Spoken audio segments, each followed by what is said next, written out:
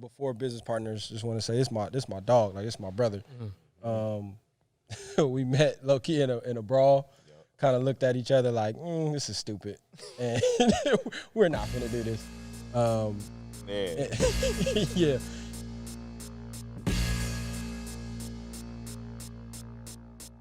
Remember that one episode of The Office where Michael Scott kept trying to do the little shot behind, catch you on the flippity flip. It took him like 80 takes.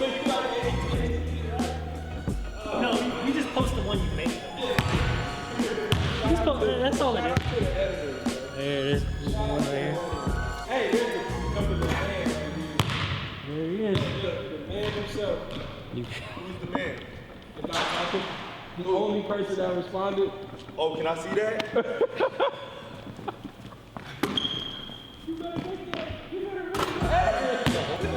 You see what I'm saying? Home court advantage, baby.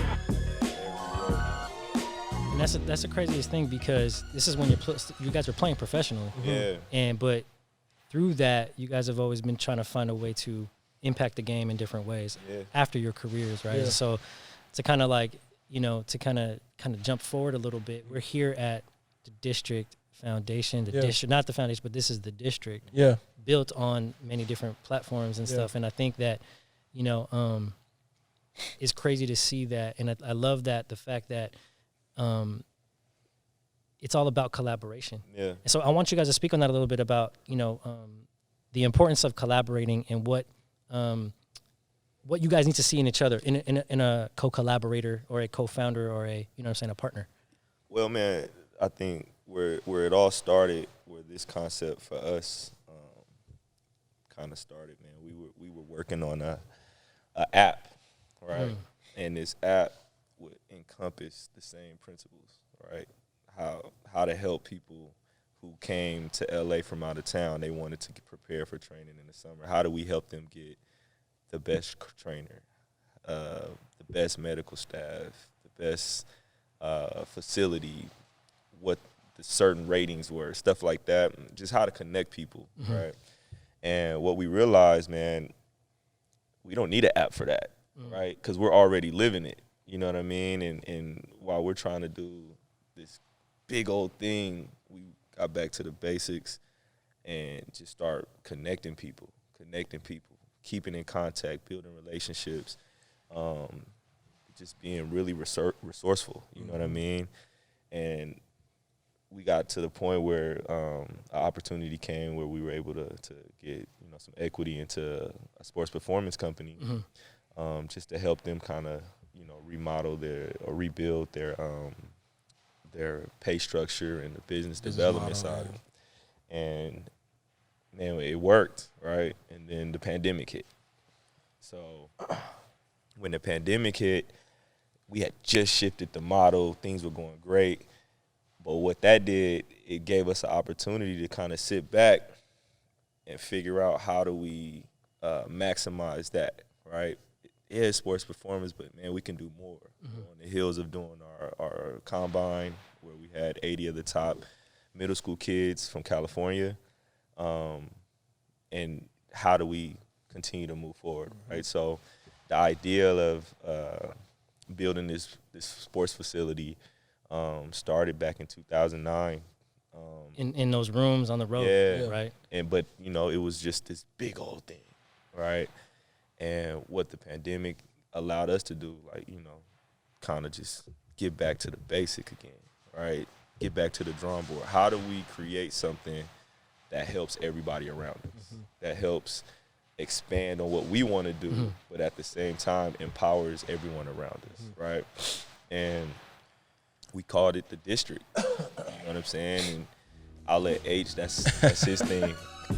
We were just trying to think, and you mentioned it earlier, wellness, trying to think holistically about what the person would need, but then what the person as an athlete would need, so that they can come here and get all their stuff done, business-wise, whether it's on the court or if they need to come in and edit, or chiropractor come get all their stuff done, and when they leave, they can be done. Because like prior to, bro, we were driving all over the place. Like you had to go one place to get your workout training in, one place to do sports performance, one place to get your rehab, This one honestly place saves so much time. and that's the other part of it. That's money, the other right? time is money. Time is money. Right. And so Right.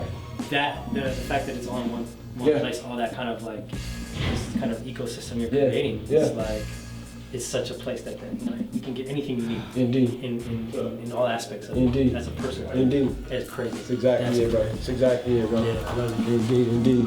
Banklin, don't run from the camera, bro. Nah, I didn't know y'all started. My bad. You good? Break down the district. I know there's meanings into things, and I know it's not just things that just, it sounds cool. Yeah. Right, which it does, but I mean, I know there's a meaning to it, so why don't you break that down? Yeah, for sure. Just you look at the spelling of it, right? Like it is pronounced district, but if you look at it, it can also be read as destruct. And like from the moment he and I met and like set our plans out and put them in motion, we've been out to disrupt the industry and the way that business had been done for our entire careers. So Yeah. that's And the reason why the exploitation of athletes, right? The lack of education, Yes. the lack of knowledge, Yes. right? I think that's so important. You know what? One of my favorite things I've read about, you know what I'm saying, the things that you do, I want you guys to talk on that is because you just said it. And I think, you know, what I've known about you guys is that you guys have negotiated your own contracts. Yeah. Right? You guys have helped other players. And that's a big thing right now. It's about ownership.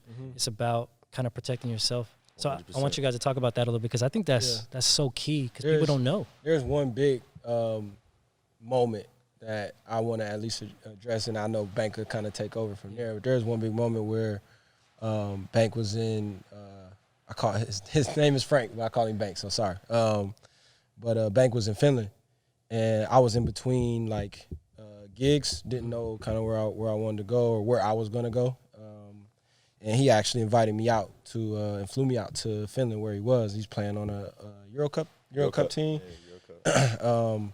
And that was probably one of the most pivotal moments. We had, you know, talked about contract stuff and negotiated. I had negotiated my own. He had negotiated his own prior to that. We had helped some of our friends and peers to do it as well. So we had already had some elements in there of doing this. But that moment was huge because we were able to negotiate equity in Frank's contract. Yeah. And the timing of it. Yeah. Right. Because Equity into the company or To into the team? Wow. yeah, it Was that like the first time it's been done? I don't know. Yeah, I was gonna say that's the first I had heard of it For overseas. American to do it. But It's big. it was an opportunity, man. I think we were just coming off our Drew League championship, right? And obviously, you know, I hit that shot in front of Kobe. You know, I went to school for public relations. You know, so I'm like, I'm gonna study this so that I can protect myself while I'm playing, right? And what that allowed me to do is to know how to ride that momentum. You know what I mean? And I had offers from other countries, but I was always a risk taker with actually playing basketball. You know, turning down non-guarantee offers from certain NBA teams to go to Europe and see how can I like maximize my ability instead of sitting on the bench type of stuff, right? So with this particular opportunity, it was a Euro Cup team. The budget was pretty solid for that country. But I made sure that I only signed a contract that didn't lock me in for the entire season. So you could have the freedom to leave. I had the freedom to leave until a certain point. What the team didn't know at that time was that I knew when the second round of Euro Cup started. And if I played well, I was going to renegotiate my contract, right? So while, you know, for the majority of basketball existent, the team has control, I put myself in a position to have control.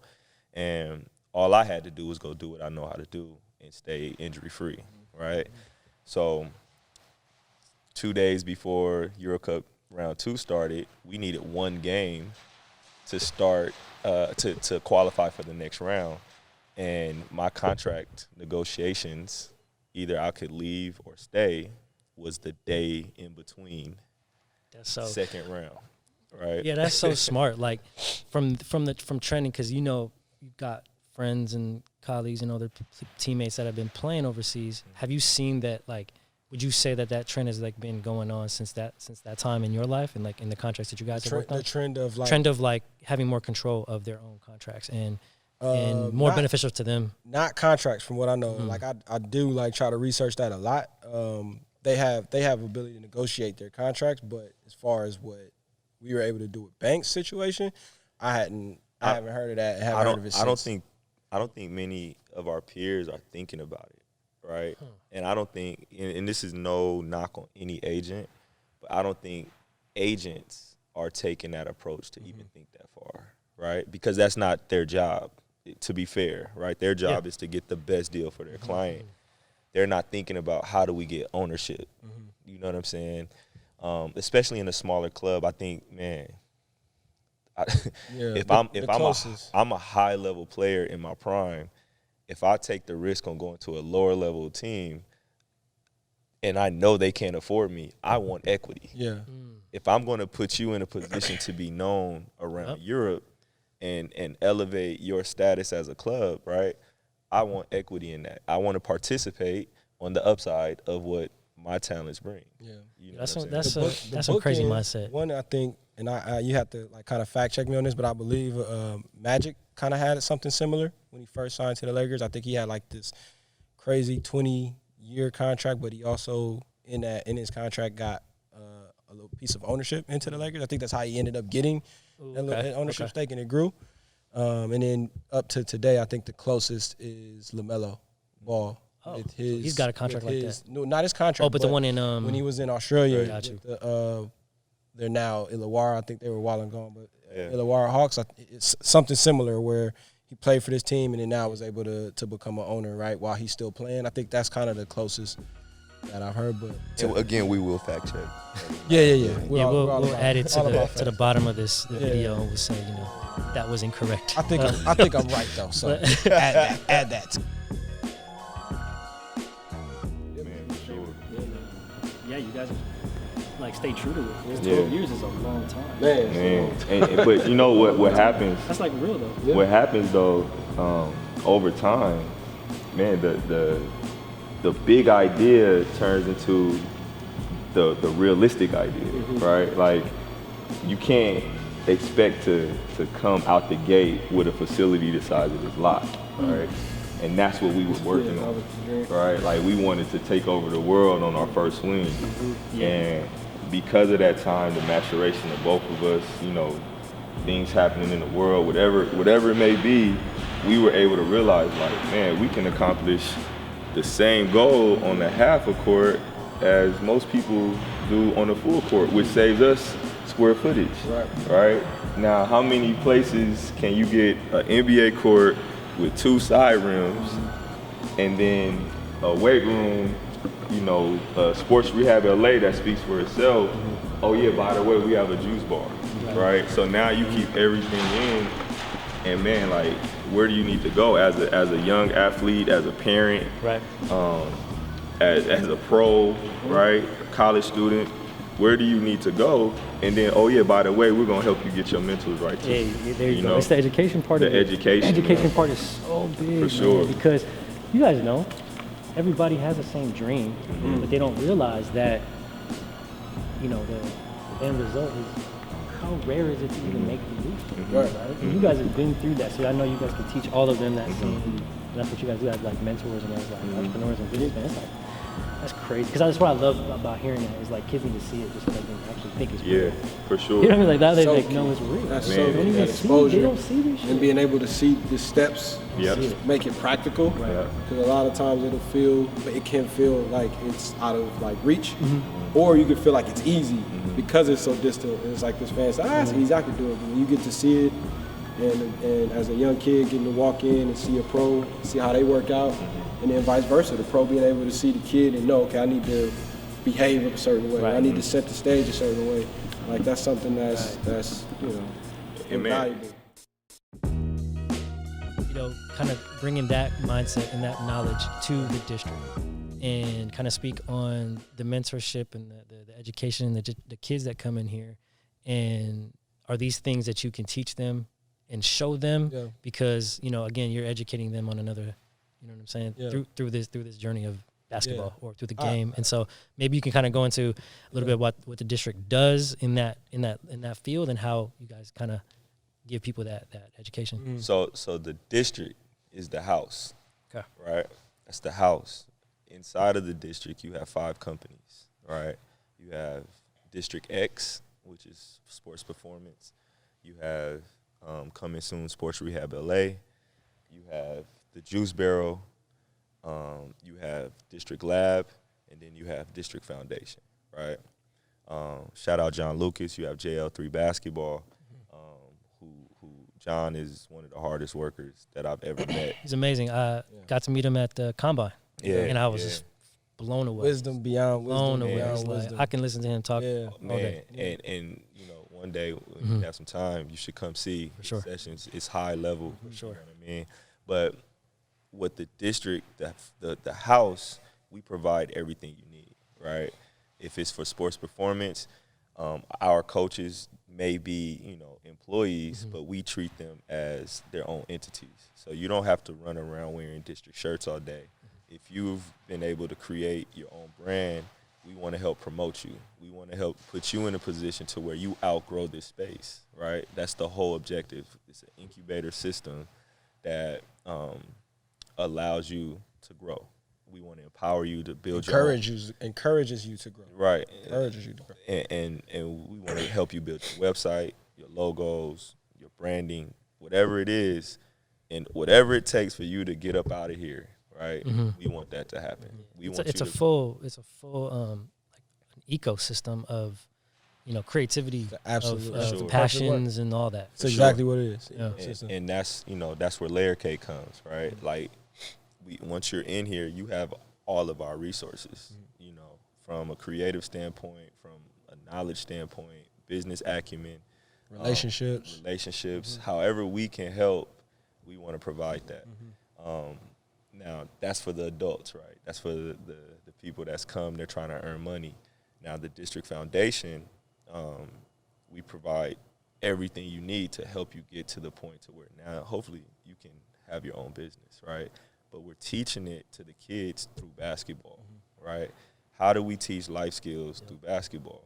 Mental toughness, right? Endurance, actually learning how to play basketball the right way, right? Not locking it into some system, but training you and coaching you to be the best athlete you can be, but also a conscious citizen, right? And I think Horace is, you know, better fit to kind of speak on that. But all of these things, man, it's really not about us. And I think once we realized that, you know, everything started to just go kind of smooth. Yeah. And I think one of the things that most important thing that we noticed in both of our careers and just our relationship with one another and collaborating is how important empowerment is, right? Just like what it actually means, and how, and no pun intended, but like how important knowledge truly is, right? And how important education is, because once you become aware of something, that is what empowers you. Now all you need is the resources, or you need to be exposed. And so we're trying to cover each one of those bases. So when he mentions conscious citizens, the first thing is to be aware of, one, who you are, your value, and how to maximize that value in either on the court or whatever market you're in or the space you're in. And so we focus strictly on the whole person first before we even get to the athlete. You know what I mean? But there are ways, to which Bank mentioned, that the court becomes a classroom. It becomes a carrot. And so there are so many life lessons that we learn throughout basketball that translate off the court, that literally break the bounds of 94-50, that we just don't know how to implement them all the time. And I think that's something that between our relationship, between Bank and I, like, we just were able to kind of crack that code. You know what I mean? Yeah. And doing your work, something as simple as doing your work early, right? What does that look like off the court? We know kind of what it looks like on the court. What does that look like off the court? So we get a chance to teach it on the court, and then go, okay, you still need to do your work early on the other side. Shout out to Mo Harkless for giving us that term, the other side, right? So that's really the key to this, one key. And the other one is showing there's other avenues. Okay, so that's one of the biggest things Huge. that Bank and I have like stressed, or we wouldn't be here, like legit. You know what I mean? I didn't make it to the NBA. He had his stint in the NBA, but like we wouldn't have survived if we only tried to become successful on the court. And so we immediately started identifying, like, this is my skill set. This is your skill set, Bank. It's negotiation. Okay, cool. Now, we also know how to develop relationships. We also understand business strategy, business development, marketing. And we're starting to open up avenues for ourselves. So now we're able to identify it in a lot of our kids. Like, this person may be be excellent as a sports analytics person. Right. This kid may be perfect as an announcer or as a hosting a podcast. Like, we're able to identify that and then pull in the resources to help them. The exposure that they're getting it's really it's huge because, you know, a lot of times they can be going through the AAU system or just playing like they play, and no one's ever showing them that you have different avenues, and that it's really not like that destination of making the league is natural. So like I've been invited a couple times to speak at like different elementary schools, and the number one thing the principals are like, if you ask them to raise their hand, you say, well, what do you guys want to do with your career in life? It's the same answer, right? Basketball player, football player, soccer player. And so the reason why I love this story is because it's very similar to like me doing basketball through the jerseys, right? It's like, that's just the hook. Hoops is just the hook, but I want to be able to, you know, show you like you could love this game so much. You can come in here and want to train and be the best, but through that journey, you're going to find that room has, like you said, has tech. That room has analytics. That room got that. And I think that's just such a really like a game changer, man.